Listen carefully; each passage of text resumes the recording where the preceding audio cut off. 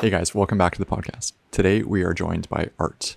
Art runs Brand Savage and he does predominantly corporate headshots, some event stuff too, but he brings a really unique touch to it. We talked a lot about photography as a whole, the trade, the craft that we're doing, his background, and music and a lot of overlap there. And this is my conversation with Art. Enjoy. Well, thanks so much for coming on, my friend. Of course. Thanks for having me, dude. Yeah, thank you. Dude, it was we've probably met 3 times total, I think. Yeah. So I'm really excited to actually get to know you and learn a lot more about you. And I know you've been in Burlington for a while. Did you grow up in Burlington originally, or? Yeah, I grew up in Burlington and then quickly moved to Hamilton. Cool. Went back to Burlington and now I'm officially planted back in Hamilton. Nice. And working in Oakville. So where in Hamilton? Like the St. Clair neighborhood, so just like a couple blocks from Gage Park. Cool. Yeah. Yeah, I'm in Houston, King William. I've been God help you.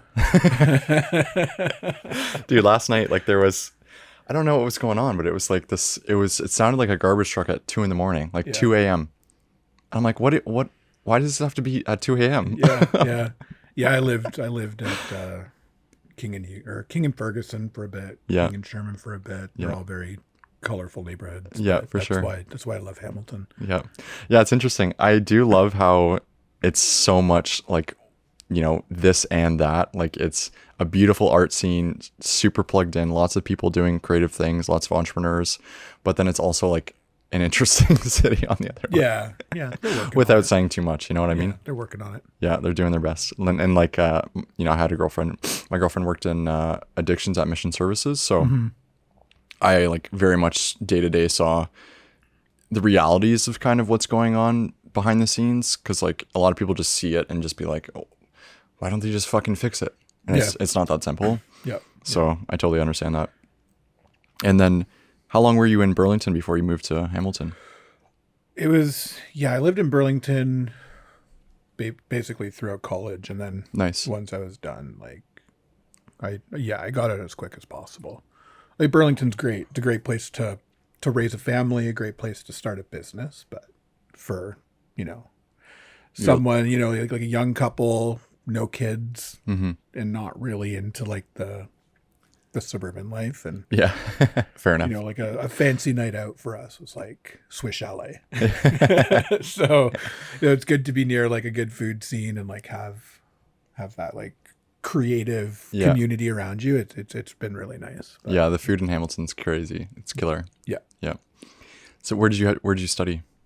I went to Mohawk College. Cool. For communications and advertising. Nice. So when I was in college, it was kind of around the time that Mad Men was about to start. And so when I graduated, I was I want to be an art director and work at a big agency. And then quickly, during my internship, I was like, this is not for me. Totally not. This is not for me. So did that. I did some freelance graphic design sort of after that, but not serious. Just kind of. So you have touched a lot of different kind of avenues as far as creative, which is pretty cool. Oh yeah. Nice. Just been. Have you done video? Have you done that sort of thing, or where, how? Why photo? Has it always been photo for you? No, that was kind of an accident. Cool. Talk to me about that. I'd always done photography, so I was very. In what capacity? How far back do we got to go? So, I want to go all the way. So I was in the music scene for a long time. Cool. And that's kind of what springboarded a lot of these different explorations of creativity that I went through. So nice. Graphic design, photography, and then audio engineering. So nice. I was working in recording studios. I'd done pretty much everything that I wanted to do, just trying to figure out, okay, well, where am I going to land here? So I always had a camera, and then there was one day where a buddy of mine had a buddy who was getting married and knew that we both were into photography. He's like, well, I have a photographer. Do you guys want to do video? Okay. I don't have any idea how to do this. I've shot videos. We'll figure it out. he asked us in like Christmas time. The wedding was in like May or June. Yeah. So I just went on like a YouTube spree of just like watch everything, like figure it out, watch the behind the scenes. When was this in your life? This wasn't long ago. This would have been like 2018, 2019. Cool. So pretty, I mean, not super recent, but like, yeah, in the grand scheme of things now, yeah, it's pretty recent. Yeah. And so, yeah, I was like, let's do the video thing. Nice. You're not paying us, but like, we'll figure it out. Yeah. And for me, I'm like, if I'm going to do something, I need to do it properly. Like, I'm not just going to do it and be like, hope for the best. Sorry, it didn't work out. Like, this is your wedding, man. Like, let's try to do something cool. So yeah. Let's be thoughtful. I was following like Matt Johnson, yeah, who's like a big wedding YouTuber. And I was, quickly just joined every wedding videography Facebook group I could find. Yeah. And then somebody posted like, hey, I'm looking for a video editor. Like, let me know what you got. And I messaged him. I was just like, hey, like, I've never shot a wedding. I've never edited a wedding. Yeah. But I will edit whatever you've got for free. Yeah. Because if I could see your footage, then maybe you'll have an understanding. I'll have an understanding of like what shots I should get, like what's actually happening. So that's a really smart way to look at it. Yeah. Yeah. It wasn't a wedding. Yeah. So he sends me this footage and I'm like, okay, cool. Like, what do you want me to do with it? This is a dental office. So I did that for the guy and, it was like a quick like interview. Yeah. And I did it in like a couple hours, sent it back to him. He was like, holy shit. Like, this is better than what we were using before. Cool. Like our other guy sucked and you were quicker. Nice. So how much to do the rest of the project? I was like, I don't know. Well, like, what do you pay your guys? So he threw the price out and then it was that one video that I did was actually part of like a larger scope of videos. Sweet. So it ended up being pretty good money for the work. Like that's awesome. It was about a week of work. That's awesome. And then they just kept coming and coming. So they're like, okay, we got a new dental office. Yeah. Let's do that. Okay, cool. And that was keeping me busy for months. Nice. What were you editing on? Oh God, Premiere. Nice. Yeah. So it crashed every other day, but yeah, it was working. Nice. Yeah. Yeah, it's cool. I found so with our editors too, it kind of started that way as well, right? Like we just kind of give them one small project and we're like, whoa, this is actually like amazing. Like, can you please do this for us forever? Like, can you please help us forever? Yeah. So now we're looking for like one more editor just to kind of, I think if we have one more on our team, like there will be basically no capacity we can't take. Yeah. But it is really fun, like just kind of dipping your toes into different stuff and like figuring out where you go. Yeah. In the music scene, were you playing or were you like, what was your nice? Yeah, I was a drummer. That's awesome. In a couple bands. Do you still play? I auditioned for a band a couple months ago, just like a cover band. Yeah. And it was just kind of to see if I still had it. Yeah. It was rusty. It was very rusty, but they were like, yeah, we'd love to have you. I was like, yeah. Only thing is I don't have a drum set. So, yeah, like let's, if you want, I mean, I don't know if I have the time for it, but like, thanks. Yeah. Yeah. But yeah. That's interesting. Yeah. Were you always like, where do you think the creativity came from in your life? Like on which side of the family? Is there somebody in your life that's been creative or because for me, it's been like, I got introduced to photography through my father, like he didn't really have any work. I just knew it was an interest of his. And then that was that. He sold the equipment to literally take care of me. So that's like a whole interesting story. But I got really into it. Just at the time, I think it was, Devin Supertramp was making a lot of YouTube videos at the time. Like 2008, I was just like obsessed with like the Canon Mark IV. I was like, oh my God, the 5D Mark IV. That's the camera. And like, obviously I couldn't pitch that to my parents being like 12. Can you buy me a $4,000 camera at the time? Yeah. So they bought me a T2i. And that was what really like kind of started the journey for me. Mm-hmm. And I started as a photographer and then slowly made it to video. So that was my kind of journey to it, like through My friends were really talented skateboarders, so I was making sponsor me tapes and stuff for them. Yeah. So I've noticed on these interviews, a lot of overlap between like three things is like skating, music, and some sort of creativity. It's been interesting. Like regardless of the person I'm talking to, it's been kind of this conversation around music has influenced my life in some capacity.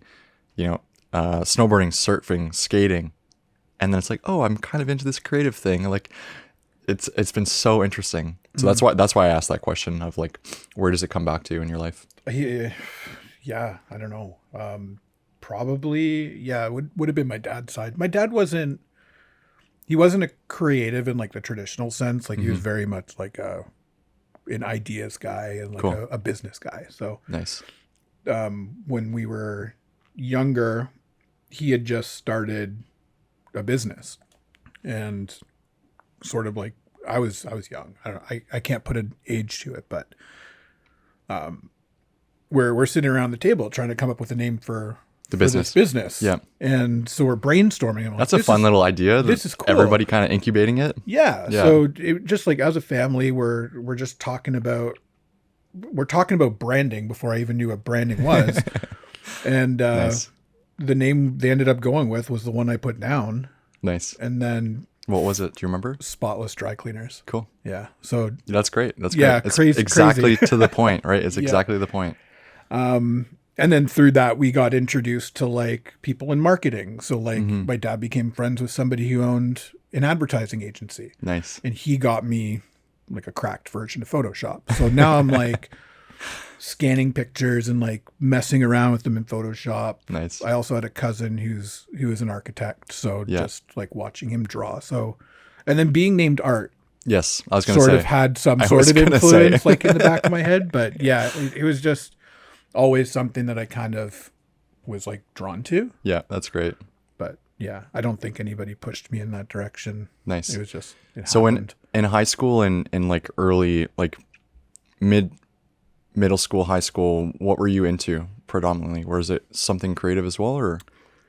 Yeah, no, it was definitely going to be like graphic design and Nice. photography. So I was Yeah. in the media arts program. I was in the Yeah. photography program. So this is back when, everything was still being done on film and we had dark rooms. Yeah. So getting to do that, and then, you'd shoot something for a project, and then, well, I'm in media arts. Let's somehow tie this together. Yeah. That was really fun for me. But yeah, there was that. And then there was band after school. Like I was a nerd. Like, But that's like, I used to smoke cigarettes with the skaters, but like hang out with the drama geeks. So that's awesome though. It's like, yeah, I was kind of like the self-described, like I could kind of mingle any, like a lot of teachers describe me as like the people puller. Like I would just like pull different groups together. yeah. Because I'm just like interested in just different things. Like I had our friend group in high school was like, because I grew up in Fergus, so it's huge hockey and lacrosse. Fergus is huge. The Fergus Lander. Back on the other episode. No, it's like Fergus is huge for hockey and lacrosse. Yeah. So all of my friends were either like super just obsessed with that. I had a couple friends skateboarding, a couple friends who were like into drama, photography. And I just was like, I just didn't really like pick a specific direction, but I just like always kind of was shooting and just like didn't really like make it my personality, I would say. Like I was just like just doing it because I wanted to. And it's easy to look back now of like how the route actually went, and like why I'm here and how it's got here. And that's why I think it's so fascinating to like take a second to actually go back and be like, where did we go? How did we get here? Because I think the work you're doing is like incredible. It's very hard to do corporate style headshots in the way that you do them, in my opinion. Like I think you really do it differently. And I know we've talked about this before, is like you've seen some of the stuff that I've shot headshot wise, my friends have shot, and you're like, it just doesn't compliment you the same way as it should. And like that is the biggest compliment you could give somebody, is like, this is reality. This face, this picture is the same. It's not a catfish. It's like not a dating app, Yeah. So I think you do that really amazingly. And,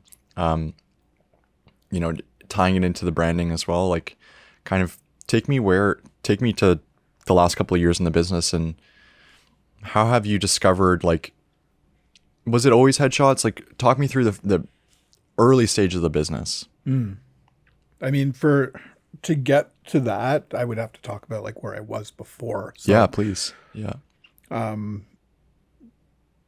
Yeah, because getting into headshots isn't something that most people would think of, right? You have to really love it, or you have to almost look at it like an easy cash grab, which is what a lot of people are doing. It's like, you know, you're a wedding photographer and you're working on weekends during the summers. Yeah. And then what are you going to do during the week? Yeah. During your off season? And it's like, well, let's just do headshots and we'll do these. I know it kind of feels like an added thing, not like where with you, it feels like a very intentional thing. Yeah. So. Yeah. So going back where we were talking about the dental projects, that ended up becoming like a permanent job for me. For That's about awesome. 4.5, 5 years. That's super exciting. And it's like cool because like video editing, you can just continue to progress that forever. Yeah. Like, yeah. And it was like they didn't want to keep paying me per project, and I don't blame them. Like they're like, well, if this guy can do 2 in a week, then why don't we just put him on salary? And I was like, well, okay. And it's also great to have stable income, so win-win for everybody. Yep. But I got really involved with that company. Like I wasn't a video editor the whole time. Cool. It was like really. Where were they based out of? San Diego. Cool. So we did the video editing thing for a bit, and then COVID hit. So no production was happening. And they laid off the guy that was handling the production side of it. Yeah. And then I just remember one day the CEO pulls me into the office. He's like, hey, would you be able to take on this job if this guy doesn't come back? And I was like, yeah, 100%. Like, cool. I could do a better job. Like, were you living in San Diego? No, I was working remote. Cool. So that ended up working out. So I kept getting promoted within this company. What was the role that you were doing? First it was video editor. Then it was like producer, essentially, just like be the liaison between the dentists and the videographers. So I was finding videographers in every state. Nice. And just matching them to people. And cool. And you know, we had to develop a process because there wasn't a process for them to be able to consistently produce video in any scenario with any videographer, because I mean, you know, like there's people who are just starting out, and there's people that are on like the higher level, and like we kind of wanted to be like in the middle, and help the people just starting out build a business. Anyways, that went on for a bit. We had just started getting traction on like creating kind of like an Uber for videographers. So that's like sweet. That's so cool to hear that, man. Create a network, and then almost like branch that off the original company. And then anyways, we had gone through a bunch of fundraising rounds, and we just got our first like big fundraiser. So it's like in the scheme of startup tech, I don't think like 2 million is it's a lot, but it's not in the startup. It's not a huge startup funding. Yeah. But they had used that they had banked on it. We got the letter saying like, okay, you're getting $2 million. They went and hired a bunch of people.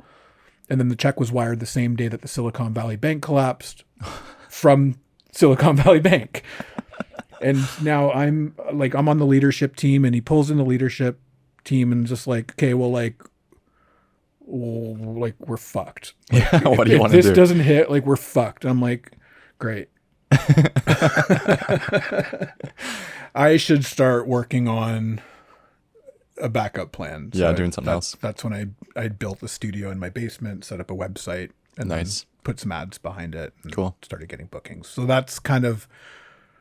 What was the first offer that you were putting in the ads? Oh, just like get a headshot on a weekend. Cool. Like, something super simple. Just simple. Like I just wanted to see if it would work. Yeah. And I was cheap. Like I was I think I was like under $100 for a session, which is That's which is probably why it worked. But yeah.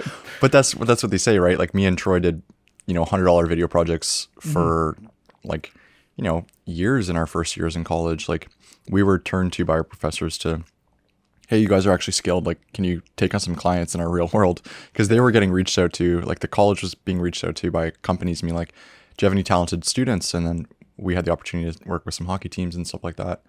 But I totally understand that, man. Like you have to just do this. It's a snowball, but you have to eventually decide that this is no longer the mindset that I'm going to subscribe to about being the broke artist, or it's just not reality. We took a mentorship program in our first year that completely changed our mindset.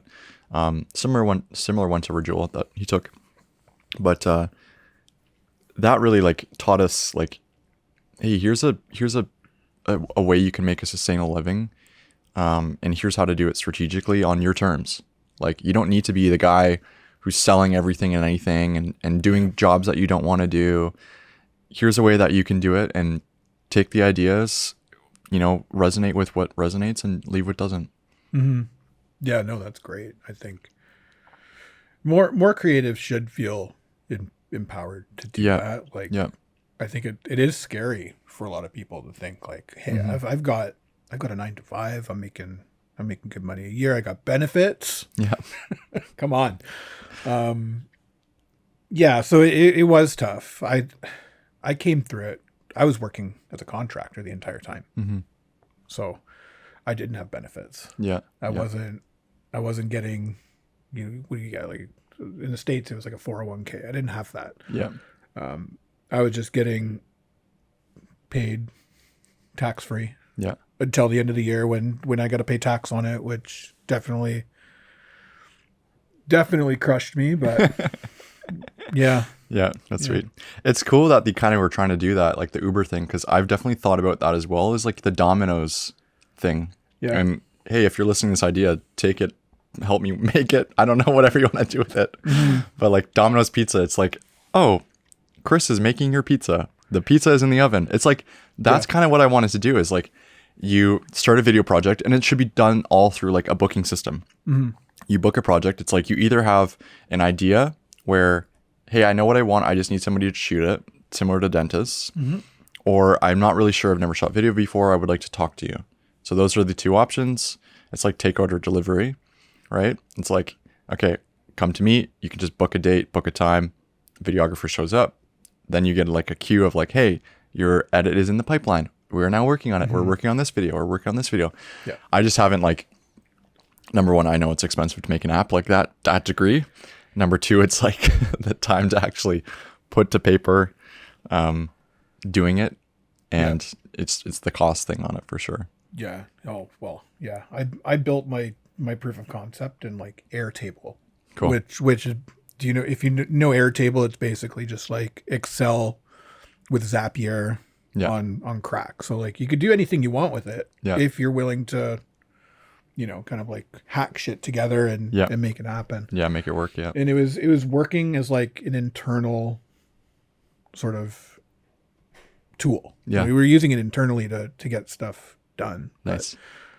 But I think if anybody wanted to put something like that out, like the key would have been you just have to have like repeatable systems and processes. Like you couldn't go in and do something bespoke under that. Like that's true. You're getting pizza or you're getting wings. Yeah. What do you want? Yeah. You can't get steak frites with like it has to be very like regimented. Yeah. But that's kind of where the idea like was hard to incubate more, because it's like we wanted a way that would make sense for still the business that we're running, but like also I just find like a lot of people don't know, like people reach out to videographers and like, oh, this guy has a camera, he shoots. Like that's what a lot of people think is the way to do that, which is not necessarily the way to do that. It's not the complete wrong way to do it, but it's you want to work with a company that actually has strategy behind what they're doing, and the same with you, and going to that branding and strategy thing with you. Like I think that's the most important step, is not only finding somebody who can actually execute, but like looking at the bigger picture as well is going to help inform all of the other decisions. Yeah. I know I hate it, but like for people like us, I think people think it's just easy. Push a button. Oh, come on, you've got the stuff. Come over, push the button. It's it just takes 10 seconds. Just takes 10. Okay. Yeah.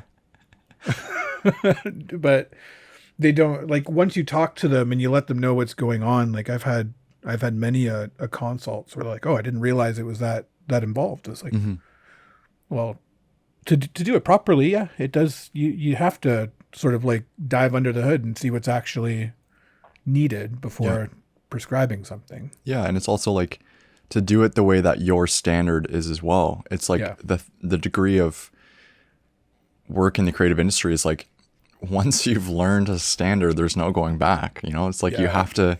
It becomes your new normal. You know, like we had a situation a couple of weeks ago where, you know, I had the entire day planned out. I had all of the elements that I wanted to put into the video. Everything was like, you know, very strategically planned. And they just wanted to do it on their like run and gun style, on their terms, throwing people in last minute. I'm like, okay. I'm like, we can do this. We can execute on what you're asking. However, like we need time to work around these things. Like we can't just right now do it right now. Like there needs to be like, this is why I've tried to put this much thought into this, because it's like, I don't want any part of the day to feel like, what the fuck is going on? That happens regardless of how much you plan. There's still going to be that element of like, surprise. Yeah. We want to do this. So I don't know. I guess any creatives, I think, need to sort of implement like very hard guardrails when it comes to, not hard, but like be fair. But there needs to be that expectation of, hey, like scope. Yeah. This is what we're doing. This is how we're doing it. Let's educate you and get you sort of bought into the process. So you know what's happening and we know what's happening. But yeah, if I had $1 every time a project just kind of took a left turn when it should have been going straight. Yeah, it happens a lot. Yeah, it's really important that you touch on that kind of like boundaries or guardrails, whatever like however people will view it in their minds. Like it is important because for me, a long time, it felt like almost a guilt thing. Is like, you know, I used to do these projects just run and gun for cheap. It's like, why can't I do that anymore? You know, but it's like, that's not how we're doing this anymore. You know, the business is adapted, you know, and it's, I would love to do that for you, but it's a business. It's also, this is my livelihood, you know, like, so, and we're trying to grow a team where it's thoughtful and we have a queue and my editors aren't overworked all the time and they're not burning out, and same with my shooters and my business partner. Like, so those are all the elements I'm trying to consider at all times. And, I think it's good that it's always nice to talk to another creative who actually like, and it's really interesting to learn that you've done a lot more than just photo too. Cause like you do have a high degree of understanding, which is like a very, that'll complement you through your entire career. Cause for somebody like, if you ever wanted to open a video branch of your business. No. No. But I'm just saying, if you ever did, the big if, you would know what makes something good, what makes something bad, what makes a good edit, what doesn't make a good edit. So that's a great skill to have. And I think that's one of the stronger things in our business as well, is not only do I facilitate the projects that are coming in, I see them that are coming on my desk, I actually have an understanding of how it will be executed. So I can relay that back, because there's a big disconnect when, and I've seen this in a couple of people that I've met where they're running a video production business. One person's doing the sales. The salesperson has no idea how to actually shoot, edit, or has any understanding, which can work, but I think it's a lot more challenging. Yeah. Yeah. And I do get asked to do video from time to time, and I have done it. I try not to do it as often as possible. I get a lot of requests like, hey, well, if you're here, can you shoot some a little video? reel, shoot a little behind the scenes. I'm like, I'm sorry, but like, you have to understand. There's only one of me. I'm one person. Yeah. And events, those are my favorite. Like if somebody hits me up for an event and they're like, how much for photo and video? Or like, how much if we add like a reel? It's like, well, that's a whole other person. Yeah. It's that's what it is. It's like, take that quote, double it plus 25% because video does cost more than photo. So, I'm now just, like trying to sub that stuff out. Cool. If I get requests for video, it's going somewhere else, but it's not something that I want to handle just because the nature of video is just like, it's never ending, as you know. I like what I've got going on. I like having a project, completing the project, delivering it. Yeah. And then it's a new project. Yes. Yeah. With video, it's always like, well, we've got all this footage. Could we use it for something in 2 years? And you're like, yeah, sure. And then 2 years comes and you're like, well, now I got to go find the footage and then go down memory lane of like how bad of a shooter I was 2 years ago. And then try to make something work out of that. Yeah. And that's happened too many times and it's very humbling, but I don't agree. I don't want to do it. I'm going to stay in my lane. Yeah. We've been kind of learning those things as we've been going too, as far as like, what do we charge for an open project fee? Like reopening a project. And that's just been like, those are like the weird kind of things that you just don't, it's like a contractor getting asked to come back to the house to like do a little bit more work on one specific thing. It's it's like, I use the contract, well, the construction and that analogy a lot. Yeah. Same. When it comes to what we do, because I think it puts into perspective to the client, like, wait, this is what I'm actually, like, what am I actually asking for? Yeah. Because I mean, as you know, somebody's asking you to quote a job. You're like, well, how much for a video? It's like, okay. Would you go to a contractor and be like, how much for a kitchen? Yeah, that's true. What kind of tiles do you want? Yeah. What do you want? Your stove, your fridge. What kind of countertop? Like, are we demoing walls? Do we have to re-support stuff? It's like, there's, and that's on the creative too, to educate that. Yeah. And sort of go in and kind of pick apart what a client's actually asking and let them know, like, hey, like, this video could cost $1,000. Yep. I'll shoot it on my iPhone. Yep. It could cost $20,000, $30,000. I'm going to bring in a crew. You're going to have hair and makeup. You're going to have a stylist. You're going to have all these things. That's what's going to elevate the production. Yeah. It's not the camera that makes the video look expensive. It's everything but the camera. Yeah, exactly. So yeah, that's true. So let's kind of rewind a bit too and go back to the early stages. So when did you formally register at the business? And those first couple ads you were doing, you were getting some traction.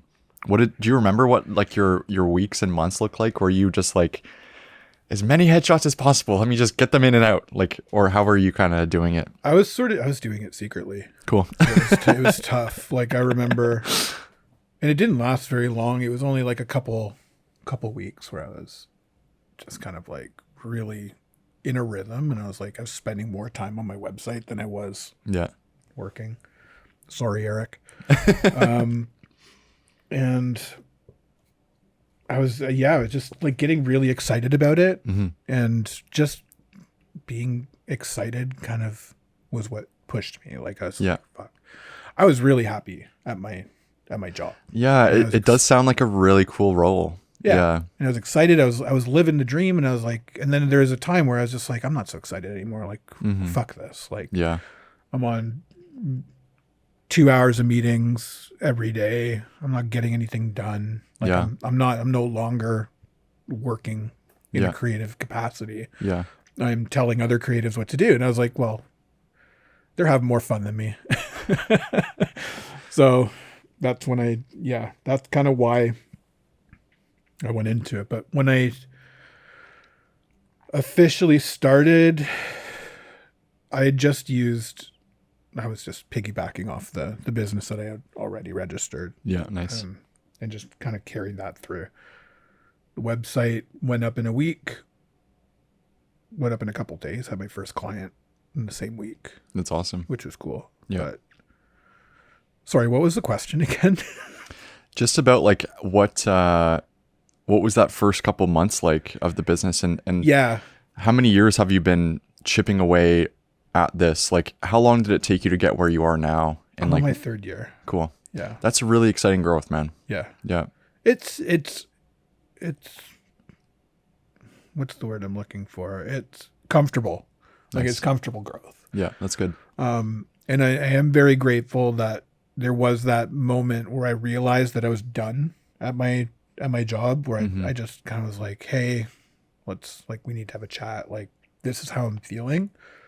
This is what I'm working on. And this is kind of like, I feel compelled to do this. Yeah. And he was like, okay, awesome. Like, Yeah. fuck, this sucks. Like, I don't want you to leave. Yeah. But also, like, if this is where your heart is, like, I can't, Yeah. there's no way I'm going to get you back. Yeah. And he started throwing more money in. I was like, no, I gotta do this. I gotta do this. So it was a long offboarding, just because of how many things I had touched in the company. The company, when I was first with them, there was only like less than 10 people. Cool. So we all did Everything. everything. Yeah. So I had to hire 2 people to replace my role. And so training them took 3 months. And I was like, okay, this is good. This is good cushion. It was when that end date hit was when I was like, holy shit. Yeah. There's nothing else that I can do right now other than just like, I know I've got money saved up. Yeah. But like, this has to work. Yeah. There's no option. Like, this is going to work. You just have to put in the time. And that's sort of what I did. Then I got really heavy into networking. Yeah. Obsessive over my website. Like, I was changing my website every other day, just kind of like testing stuff to see what was going to work. But that's awesome. Yeah, it's scary, man. Yeah. It's very scary. Yeah. Talk to me about that feeling more, man. Cause like I remember it still super clearly. Like, I was, in a pretty comfy bartending role. They wanted me to be a manager. They wanted me to keep working. I was working for a Marriott hotel. Yeah. And I could climb, right, endlessly. And I was always doing photo and video as a side, like on the weekends, whenever I had free time. We signed our biggest client, me and Troy. It was $2,500 video. And I was like, oh my God, this is the most insane thing we've ever done in our life. Yeah. And I was like, okay, this is possible, And I remember talking to my coworkers, being like, I can't believe I just did this, Yeah. And, my boss at the time, Josh, really good friend of mine still, sounds like similar to your boss, just really understood what I was trying to do and, saw that, I'm a strong colleague, but I'm also wanting to do something else. And he pushed me to do that as well. And I gave him a date. It said December 30th, 2022. So when I left my job, spent 4 months traveling, backpacking, taking photos. That was just literally what I was doing day to day. And that year in May, when I came back home, I told Troy, because Troy left his job at that point as well before in 2022, had a couple clients, just through his connections, through his same clients we were kind of working with before. And he's like, hey man, like, I think this is really the time we should try this, because we both were just talking forever about it. And he's like, I'm like, yep, I'll give it a year. Like, let's push for a year, see what happens.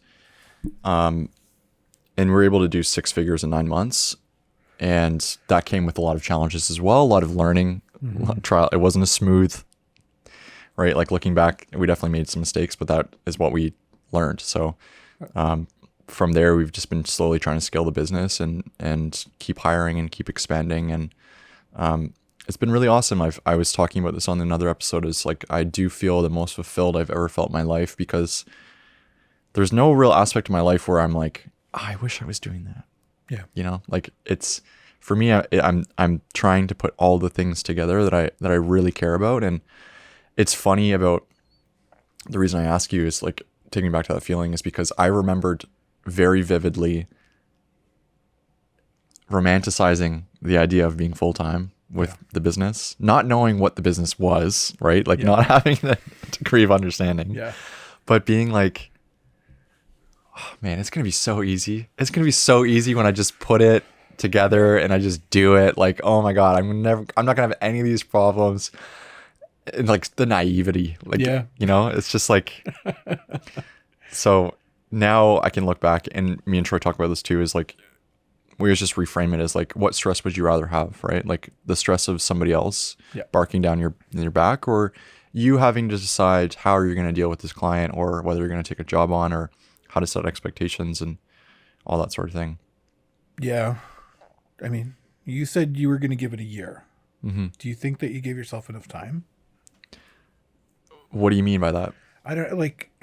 I look at a lot of people who do what I do. Yeah. And they'll throw in the towel after a year. I see what you're saying. Yeah. Because it wasn't. And I'm not saying that you guys did it wrong. You guys definitely knew what you were doing. I think a lot of people need a little bit of extra time to figure it out, right? Yeah. Then give it 2 years, 3 years. Yeah, I know. And me saying I'll give it a year wasn't actually reality. Yeah. You know what I mean? Because I've been shooting paid gigs since 2016. Mm-hmm.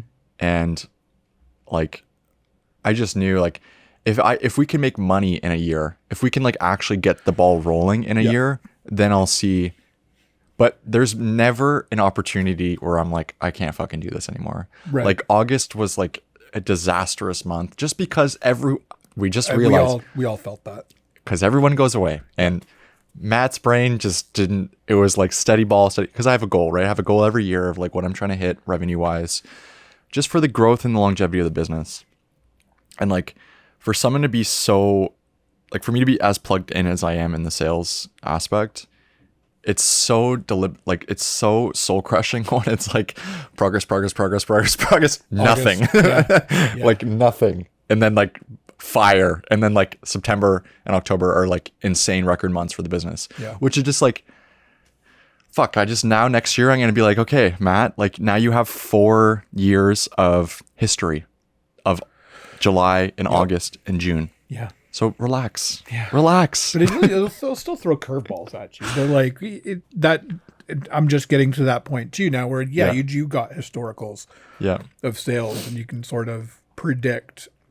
It is cyclical to a degree. But I mean, we're talking about planning vacations. It's like, well, we're not taking vacations in September or October. Yeah. Or May or June. Yeah.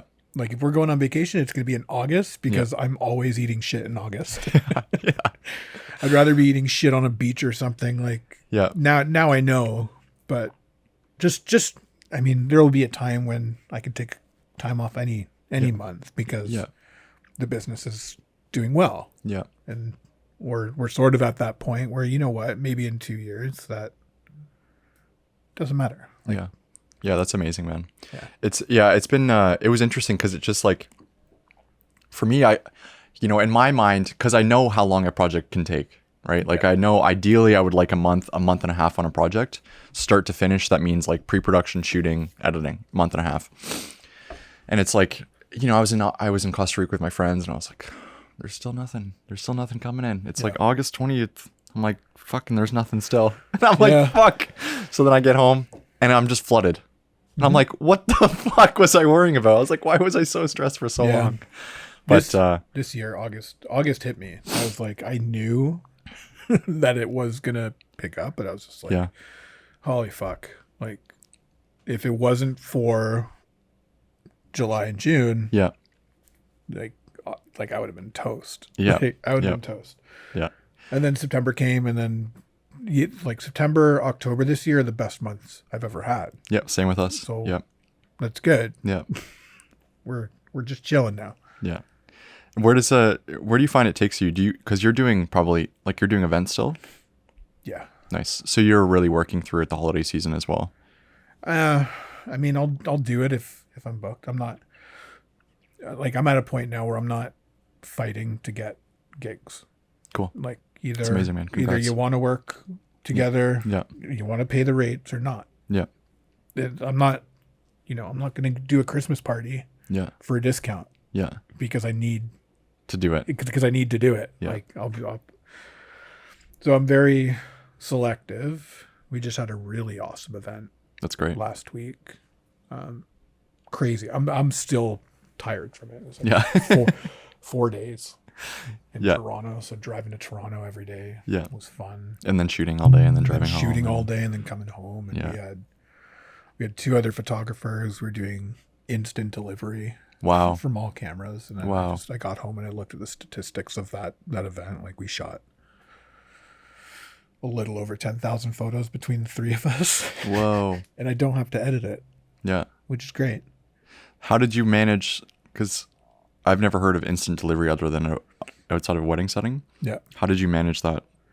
So we use a platform called Spot My Photos. Cool. Which it leverages facial recognition. So if you're at an event, like the event host will put up signage, like get your photos, scan a QR code, take a selfie, get your photos instantly. Wow. Which is great. That's super cool. Which is great. So half of the attendees were opted in. Yeah. All photos with them in it got sent to them in a private gallery. And then our event lead gets photos coming through in real time. So like if they're looking to push to social or like send out a report at the end of the day, like yeah. Dude, that is crazy added value. That's insane. Yeah. Yeah. So I'll push to do that for every event because editing photos is not fun, but yeah, it takes. I'll still edit photos, but it's like I've set it up so that the client could choose one or the other. Do you want your photos now or do you want them in 2 weeks? Mm-hmm. Yeah. How have you seen the team size grow and what are you kind of looking like right now as far as what you're trying to do and where's the business moving next? My team? It's just me. Just you. It's just me. I'm not, your business model and my business model, everybody's business model is going to be different. I'm not somebody who gets excited about scaling a business. I've been in that role before. Yeah, fair enough. Yeah. To me, for a photographer, I think it's like law of diminishing returns. Yeah. At that point, I can't scale me. It's true. There won't be 2 of me. And my brand is built on me. Yeah. And I've looked at a lot of other photographers. I've spoken to photographers who have done this, where they've built large studios. They've got 10 photographers under their roof, and they're dumping $250,000 a year on advertising. Okay, so do the math on that. Yeah. I'm making $150,000 a year. You're making whatever, $1 million. Yeah. $250,000 goes to ads. Then you got employees. Yeah. And then you've got a larger studio, so your overhead's going to be high. Yeah. You've got. It's almost the same. Yeah. Now you have to have a legal team. It's like. Yeah. At the end of the day, if we're both making $150,000, like what the fuck are we doing this for? Like I'm happy. No, I You're totally stressed understand. out. Yeah. We're good. Like I'm doing it the way I want to do it. I don't want to grow. I just want to maintain like steady income and just be happy doing what I'm doing. Yeah. Yeah. That's totally true. Yeah. It's cool. Our mentor talked to us about that idea as well. Is like talked about how increase in revenue isn't always meaning increase in profit. Yeah. Like, and talking about that kind of relationship where, you know, in order for you to grow your team to $1 million a year, you need this, and this, and this, and your payroll is going to be, you know, $50,000 insurance, right? Like all these factors that I don't think a lot of people think about, in our field, you know, when they're like, oh, I just want to fucking scale it. It's like, okay, but actually break down the numbers, like, and figure out what you want to do when you're actually making nothing and you still have payroll. Like, exactly. How do you do that? Yeah. Right. So, that's kind of, you know, the great thing about me and Troy is we've always been kind of mission forward that way. Is like, we both have I think the sweet spot for our business is around 400. Like, I think 400 would give us enough capacity where we can pay ourselves a decent way. We still have employees that are making good money, and just keeping the team under 10. I think 10 is like perfect. Yeah. But we'll see what happens when I get to 10. Like that's like what I am very cognizant of is I don't want it to be me chasing the carrot forever. You know, I'm 27. Like I want to push the business as far as I can push it. Yeah. in, by the time I'm 37 or 40, like I want to see what my life will look like after. Like, I don't want to be the soulless guy in the office who's 60, who's working 70 hours a week. Like it's, like I do want some sort of, people shit on the word balance, but I want some sort of balance between that. And I think you completely hit the nail on the head. Is like, it's really, and it comes from your experience. It's like, you've seen what it takes going from this to this. And now you want to learn, what is your sweet spot? What do you actually enjoy doing? Because like our mentor talks to us a lot about is like, why? Like, what is your actual why? Like, are you in it because, and we get asked this question all the time. It's like, there's a lot of photographers and videographers within the last couple of years who started because you've seen the social boom, they've seen all this sort of thing. They're like, oh, this guy's making fucking $100K a month. Like, I can do that.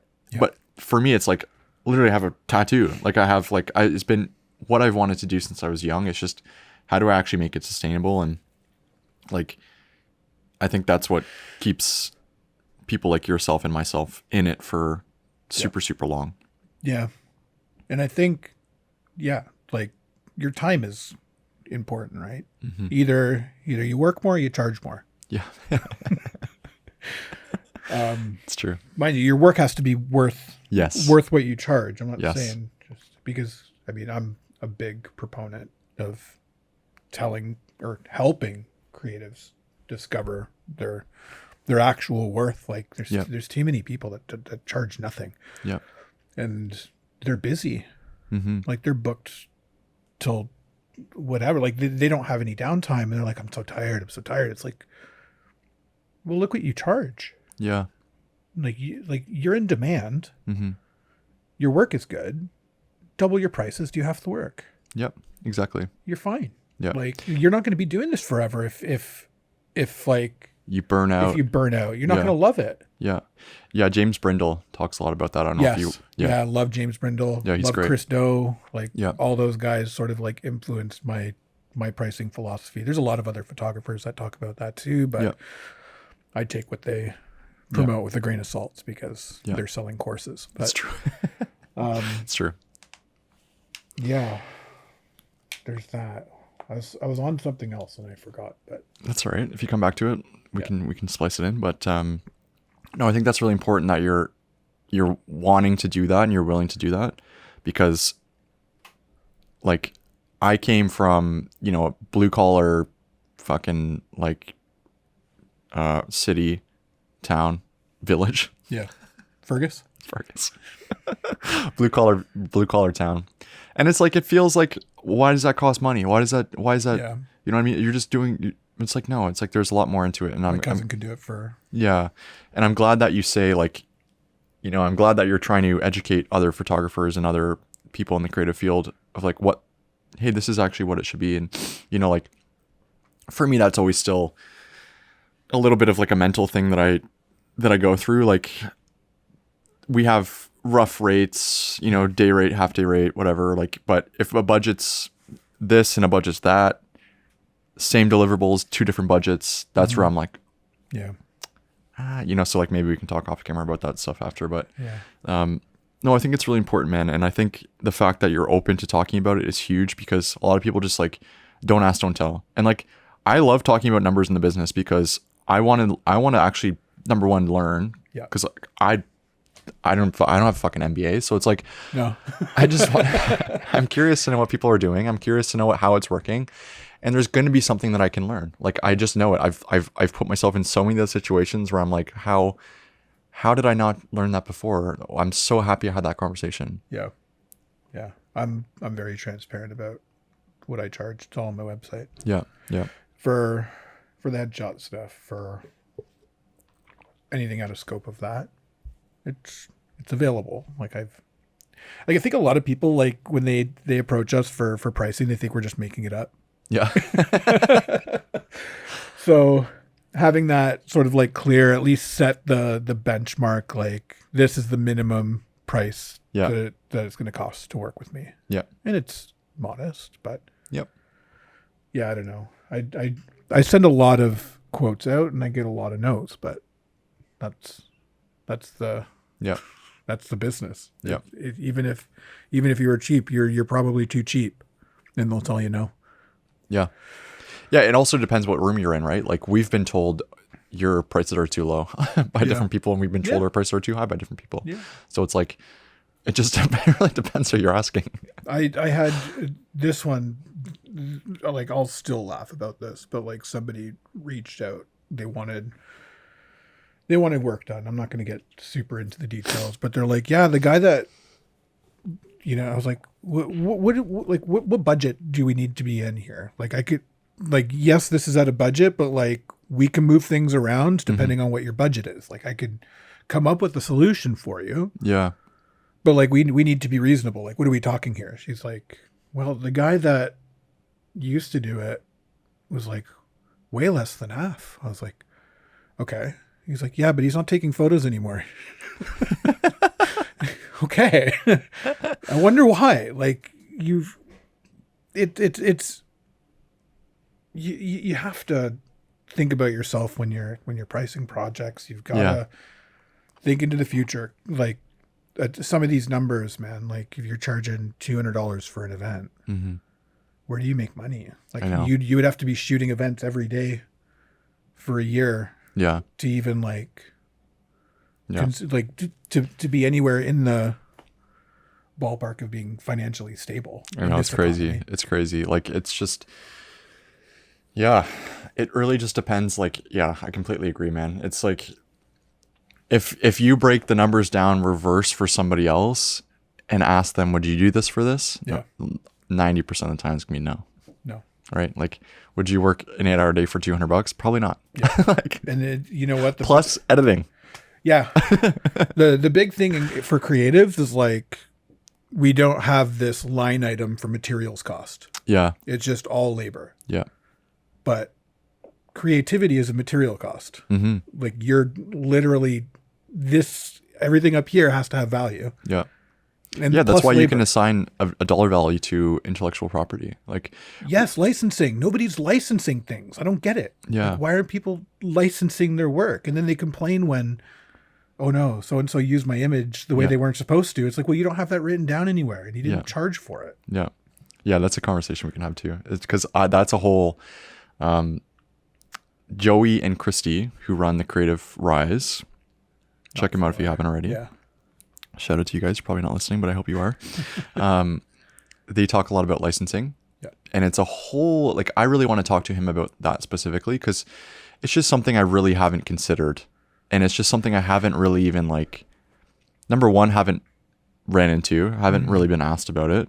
Because the projects we're doing are still kind of B2B social, like that sort of thing where they're using it on their socials, whatever. Like they're not running like multi-million-dollar campaigns, billboards, etc. Like, but it would be great to know that before I run into those situations, so that I can plan accordingly. There's a lot of tools to do it. I know it was like one of the stock websites has a calculator that you can use. Cool. So nice. I mean, licensing is all.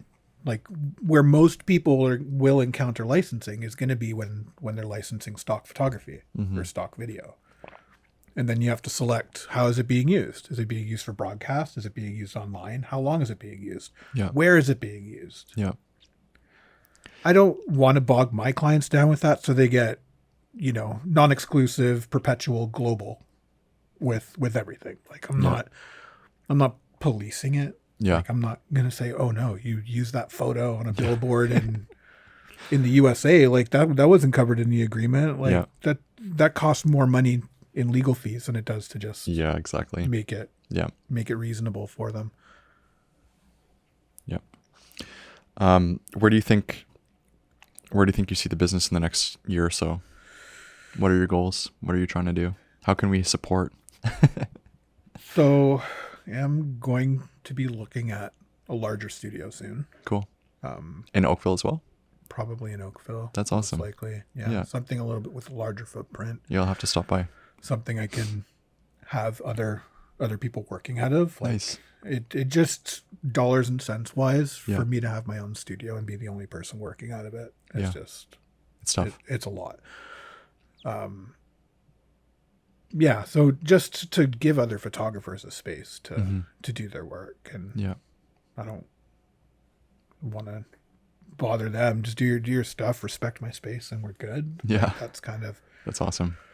What the model is, and then just have more space to do what I like to do in there. Nice. So. Outside of photography, are you pursuing creative projects yourself? Like, how do you still do it as a, like for me, I love keeping photography as my kind of my creative outlet. Yeah. That's why I don't really predominantly offer it in the business. But do you do that in your personal life, or where do you? Yeah, I've got like a huge collection of film cameras that I like Cool. to shoot on every once in a while. Nice. I'll develop my own film and just do it for me. But yeah, what do you find you're shooting? Depends when I have time. I think we just moved, so cool. Congrats. A lot of the darkroom stuff is packed up. But I just like to walk around and take pictures of what I see. Like I'm not being intentional with it. Like, you're just doing it. I'm just doing it because, one, I just love old cameras. Yeah. And two, it's just something to do. Like, gets me out of the house. Yep. And, just, bring an old rangefinder out and see if you can get at least half of the roll in focus. Yeah. It's kind of where I'm at. And then that's cool. Other than that, just like cooking and stuff like that. So nice.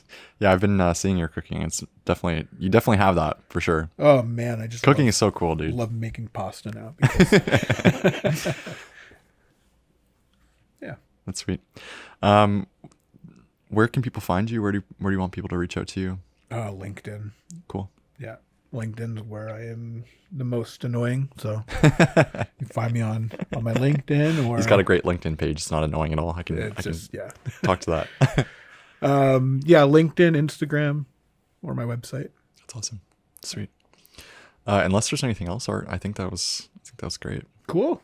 Sweet. Yeah, this was fun. Yeah, thank you very much for the time, man. I really appreciate it. Thanks for having me. Thank you. Really appreciate it.